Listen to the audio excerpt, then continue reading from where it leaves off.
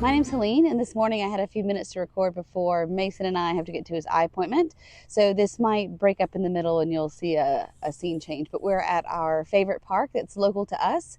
And obviously the leaves are just barely starting to change. And yeah, so it's a beautiful day to be outside and not have to go all the way home for a few minutes just to turn and come back. So I did happen to bring all of my stuff that was already in a basket because I've tried to record this a couple of times between the kids chainsawing and their motorized little tractor that they ride going around Fourth. I just have not managed to capture the right take, I guess we'll say. So yeah, first things first, what I'm wearing, this is my very first sweater that I ever did, and I'm sure you guys can all recognize it if you guys have been knitted for very long. This is the Weekender by Andrea Mowry. I'm sorry if I actually have a microphone this time, so I'm hoping that I'm not rubbing it, so sorry. I did this in the recommended yarn, and which is Brooklyn Tweed Shelter. It's a woolen spun yarn. It pills horribly. I don't even know if you can see that. I mean, I haven't de-pilled it for the year, and I should have done it before I put it away for last year, and I did not. I love this sweater. I think of like those sweaters that I keep trying to make sweaters that I think that I will reach for time and again, and I just have not found that sweater again. I'm looking for like a sweatshirt sweater, and then I've made all these color yokes and I never reach for them. Either they're too precious or they don't quite feel like that casual feel that I'm looking for. So I think as I go into fall making, which might be my next video, that's I think what I'm looking for is that feel. So this one, even though I don't like the way it fits, like I'm surprised I'm wearing it in public, but I just threw it on to wear for the car ride here and then to wear here at the park because it's actually cool. It's like 55, which is not like cold, but and the high today is like 73 degrees Fahrenheit. So it's not like it's not going to stay cool. But for this morning, it's really nice. I don't like the fit. When she designed the pattern, it's meant for like an 8 to 10 positive ease, I think, if I remember correctly. And I did it exactly to pattern, no modifications. I got perfect gauge. I mean, everything she recommended, it worked out fine. I don't know if it was perfect gauge, but I mean, like within like one stitch. But I want to say it was perfect. Anyway, so, I mean, I like it, and maybe it's just because I didn't understand the style. Like, I don't know how that's showing up, but you see how much ease there is, and then I don't like entirely that awkward sit-up and frame thing, but in the front here, like, it does that tenting thing where it kind of goes, like, front and back. I don't know if that's showing up or not, and I don't enjoy that fit very much. And sorry, there's a lawnmower, so I'm sorry if it doesn't interrupt the sound too much, but anyway, I mean, I love this, and I keep wanting to redo it. I would never use the yarn again. I mean, I know I like the feel of it, and it is very soft. It makes a very light sweater. I don't like the pilling, and I enjoy woolen spun yarns. I don't enjoy, this is almost like I could be wrong. This is almost like a blown yarn almost. It's very weak. When you try and pull it apart, it just pops right out, hence the pilling. And I had like in her yarn, so I had like an extra ball left over that I've caked up. So anyway, so that's this sweater. Finished objects.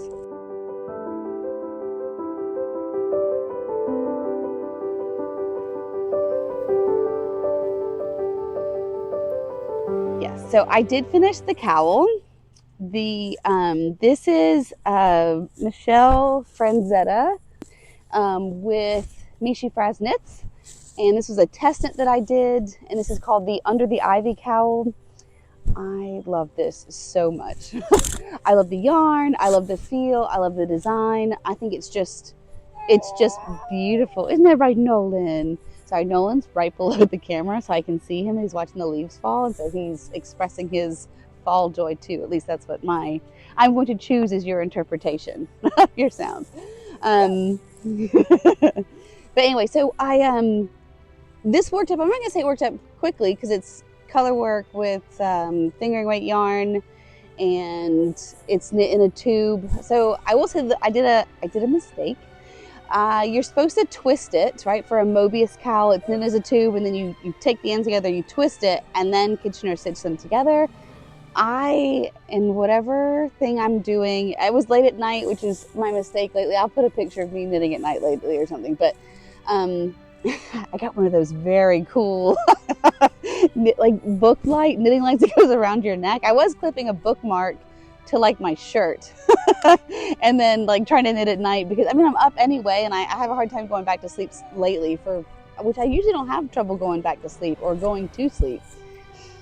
So anyway, I didn't put the twist in. So I made a mistake. I didn't put the twist. So it's still a cowl and it's gorgeous, and I just love the way, I just love this weight. I just can't describe, I butchered it last time, the name of the yarn. It's not that complicated, but that's the yarn that I use. I used it in, the lighter color is called gray beige, and that's how much I had left in the second ball. And then I used dark burgundy for the red here. And I know I took this before, but it's just the most beautiful color. It just is. So, and I messed up on my Kitchener stitch. It's not like I messed up. I do not enjoy provisional cast on. I wish there was another way to keep live stitches, and I don't know why. Somehow picking up this yarn, because you block it and then you Kitchener stitch it together. So somehow in blocking it and taking those stitches out, I don't know, it just weakens some of the edge of the yarn. It's not like, I mean, woolen spun is strong, but maybe not as strong as, in my experience, as a worsted weight or as worsted spun. And for those who don't know, woolen spun is usually more of like a carding prep, where you're taking like I guess when you're talking about preparing yarn to go from wool to like a wool fleece to yarn, you're taking like a hand card or a carding machine. They don't care which way the wool goes. Like it could be, they call it a butt end, but the butt end is the one that's against the sheep when it's sheared, versus the tip end. The fibers are aligned. It doesn't have to be parallel to each other. Usually for a worsted, you want them like perfectly aligned. Like a true worsted is either all tips or all butts being fed in to your comb. It's usually combed, is it like the traditional way, like to comb it together so it's all going the same direction, and then you're smoothing as you're going. Woolen spun, if you're a spinner, is where you usually see them where they're doing like a long tail, not long tail, a long draw. Sorry, I've been doing too many knitting. Use a long tail cast on. But like a long draw method where there's a ton of air, so it makes it very warm, very lightweight, but you're not really as concerned with what direction the fiber is going, whether the fibers are perfectly parallel. There could be a jumbled in there somewhere, so it's not necessarily the smoothest preparation.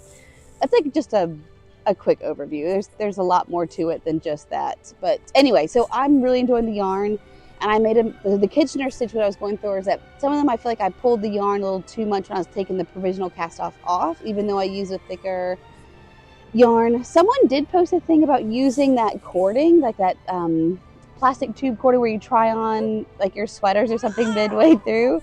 And I probably should have watched that video. I'll try and link it below so that you guys next time, if you're doing a provisional cast on, maybe that would fit better for you. Other than that, I just can't say enough about how easy this pattern was to read. The chart is wonderful. And she does this wonderful thing where she provides it in both like I think it was a traditional chart where it's like white and black, or white in your color. So like the background is white, whatever your contrast color is a darker color. She also provides the inverted. So like on her, she used white and green. So on the other one, the background is green and then the actual motif is white. So I think that was a really cool way to do it, especially because I did the companion test knit also. Sorry, I haven't trimmed my ends off, but so I did go crazy. I did this test knit and it was beautiful. I loved the group. Michelle is wonderful to work with. You've got to you've got to get the pattern. It just makes this beautiful cut. It's like the perfect width. And also, I should say one more thing. I know I'm getting all jumbled. Because I did not add the twist, in the back, the motifs will match up. If I'd added the twist, it would have been correct. So you can do either way. In her pattern, she even says you cannot add the twist. You just don't do, I think it's like the last half repeat or something. I don't know. Don't quote me. If you get the pattern, check that out. But there is a way to do it without the twist if you prefer not to have the twist in it. So But yeah, I just love this. And I also love that she was inspired by The Secret Garden. I think I talked about this last time, but probably not enough detail. But yeah, I just think it's perfect. I just love the way this fits. So, and then of course she was doing another test knit for the companion hat. So why not? This pattern has been my friend now for a month or several weeks of knitting. And so I did the hat to go with it, the little beanie hat. Sorry, it's true fall, right? Leaves in your hair, what could be better?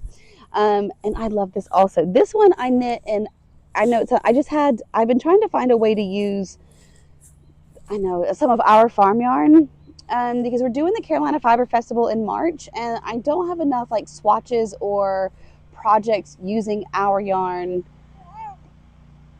And I don't know why. I don't know if it's because I haven't been knitting that much until recently in the last couple of months. And sorry, there goes a lawnmower. He probably thinks I'm crazy.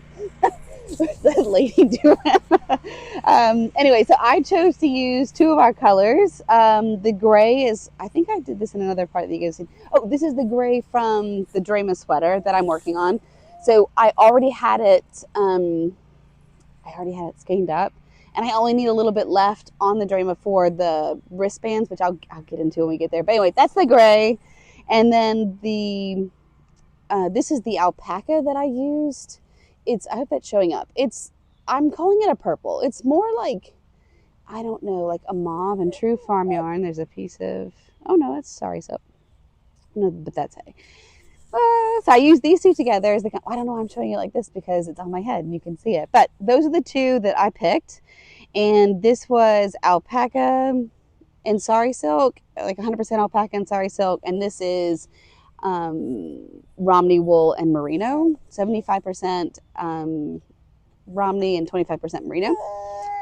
And I just love the way it came out. I don't know if let me just take it off and I'll show you this way. That's probably better. But I just love the way that motif came together. Sorry if I'm getting that too close. I'll just insert pictures if that doesn't come out right. But it fits well. It's just really well done. And I love the construction for the decreases that were just very clean. Maybe. They're just very clean. Sorry, I'm looking at it instead of showing to you because I'm admiring the work again. I think in her pattern, she does not do a contrast color in the band.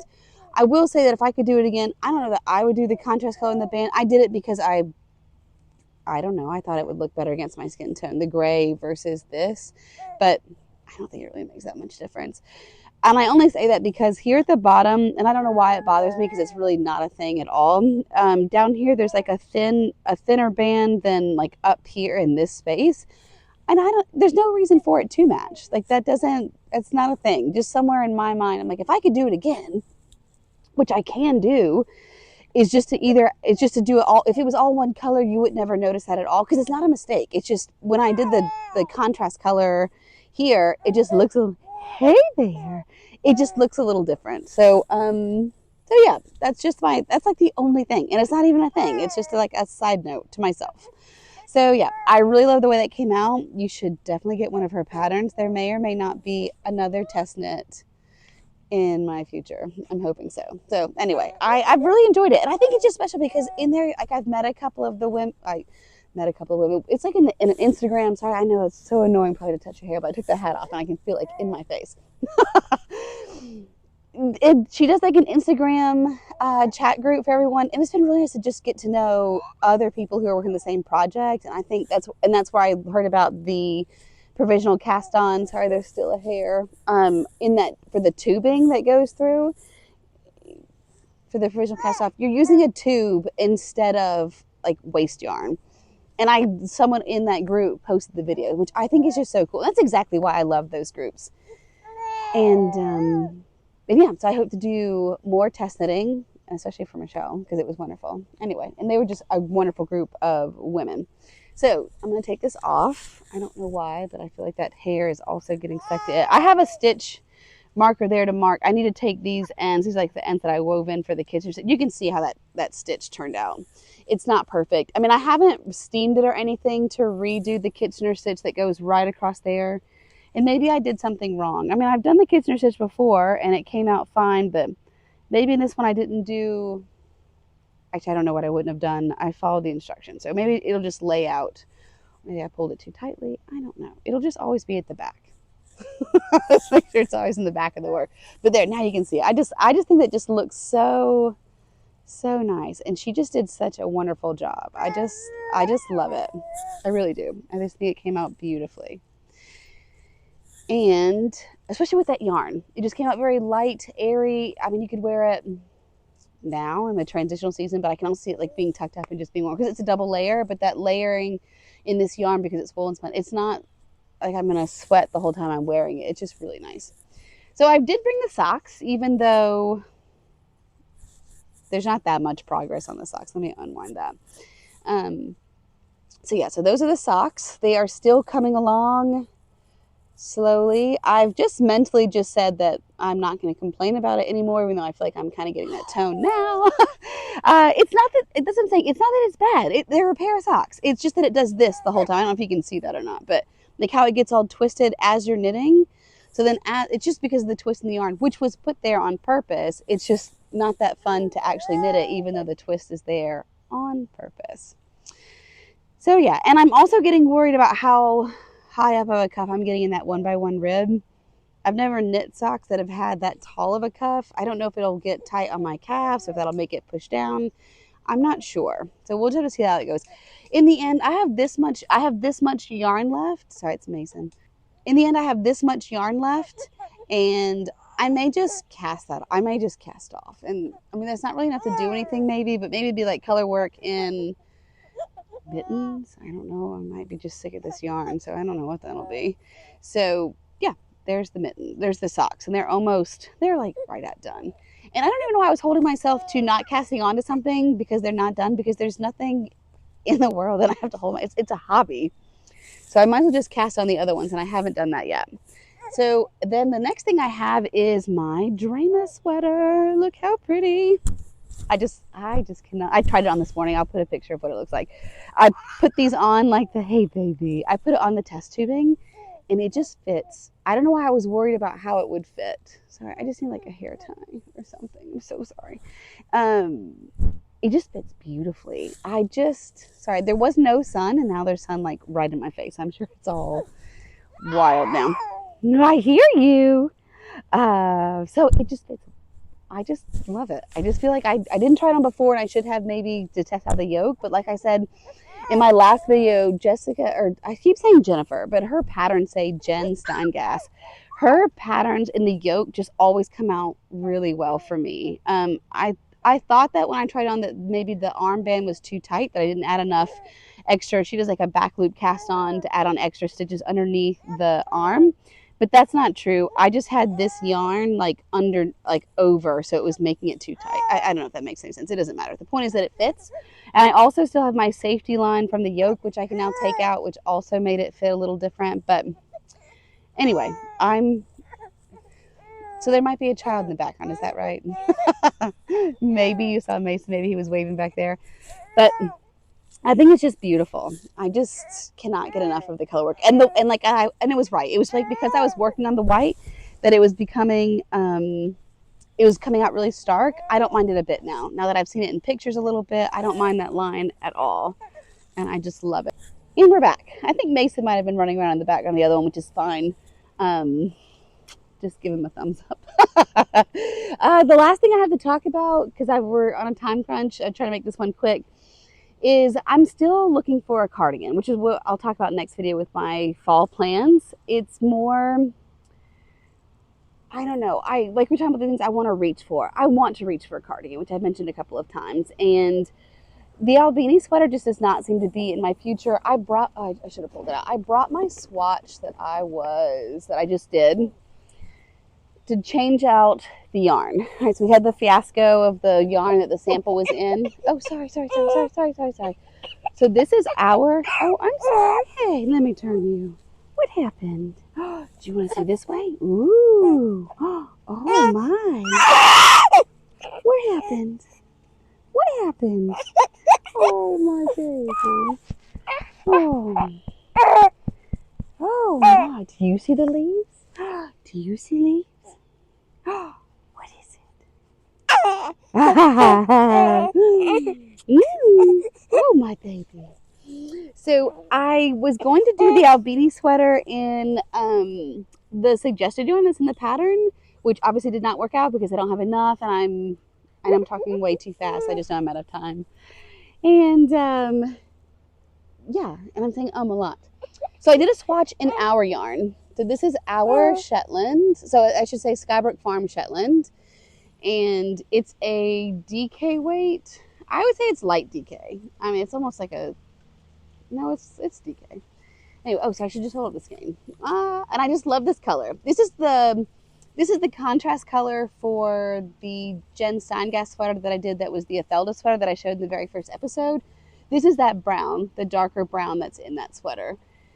And yeah, so my thing is, when I did it earlier this morning, it was a quick gauge count, stitch count. I got like 20 stitches by 30 rows, which is, it's a lot of rows. And that does not meet gauge, again, for the Albini. So I'm just throwing in the towel. I'm just done. I'm not going to try and get gauge. I think I'm just done for a bit for the Albini. I did find out there's a feature in Ravelry where you can type in the gauge that you're getting and it'll give you sweaters that are similar. I haven't played around with it enough to find the right sweater or to see how close it has to be, like within a stitch or two. So I might just do that and find, because I actually I mean, I know I love Shetland. So we've only been friends for a while now on YouTube. I absolutely am in love with Shetland wool. I just think that I love the sheep because they're just this small, compact, almost goat-like breed that are just fun. They're hilarious. They're cute, fluffy. They're tiny.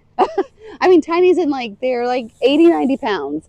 And they're just perfect. They've got clean legs. I mean, this is like a farmer's part of it, right? So for just maintaining them, they have clean legs. So there's no wool to get felted on their legs when you're shearing them. Their heads are clean. I don't think they're as cute and fluffy as a Romney lamb, because there's nothing cuter than Romney lambs. We should just have one of those March Madness photo shoot things for who's cuter. Anyway, that was completely random, but I just love Shetland wool. It's so elastic. It's long stapled but very fine. I will say there's different grades of Shetland, just all, I don't want to get down too far of a rabbit hole with this. Within each breed of sheep, people breed for different characteristics. And so for Shetlands, there's obviously no exception. There's a fine fleece Shetland. There is a double-coated Shetland, which has a fell and a tog almost for their own fleeces. And then there's a wide, wavy Shetland. I think depending on where you have bought your yarn from, you've either enjoyed working with Shetland or you haven't. And I think that's true for all sheep breeds. Which is why I think we gravitate, not to say we, because I don't know. For fine fleece, I think everyone just immediately thinks of soft wool as merino. And part of it is because it is a fine fleece sheep breed. It's also, there's other breeds that are soft, and even within those breeds, for example, we have Romney sheep. Actually, let's just save this conversation for another time, and I will come back to that. That way we don't have to, I'll do it justice when we get there. But anyway, I am addicted to Shetland sheep and Shetland wool, and I just love the elasticity. It is so soft. It's just, I have nothing but the most wonderful things to say about Shetland wool. So I just want to knit a sweater out of this. I've saved myself a sweater quantity of this yarn from our mill, which actually closed. Blue Mountain Fiber Mill closed. So I have a couple of years worth of wool to send off somewhere. We processed a couple of years, and then once that sells, we'll process more because it's kind of expensive to have yarn processed. So anyway, but our mill closed, and I don't know if they're going to be, I haven't checked to see if they're being bought out by someone else or if I have to go find a new mill. So we'll cross that bridge when we get there. But anyway, point is I would really love to make a cardigan out of this wool. I love the way it drapes. I love the way that the fabric feels. I think it's just that perfect. This was done on a size 5 needle, so I could even go to a size 6, and I think it would still feel nice. So yeah, so that's what I've been working on, and I probably should check to see what time it is and get Mason to his appointment, because I'm sure there's only a couple minutes to spare. And yeah. But thank you for letting me see you in a park visit, and I will check back in afterwards. And plus, I should probably take care of Norman too. But anyway, thank you guys so much for tuning in for another episode. I'll give you more updates hopefully soon. This one came actually quicker than I thought it would, but it's because I did those 2 test knits, which were wonderful. And yeah, thank you guys so much for supporting the channel and watching. Bye. Okay, you did so good. You did so good. All right, Mason, you ready to go?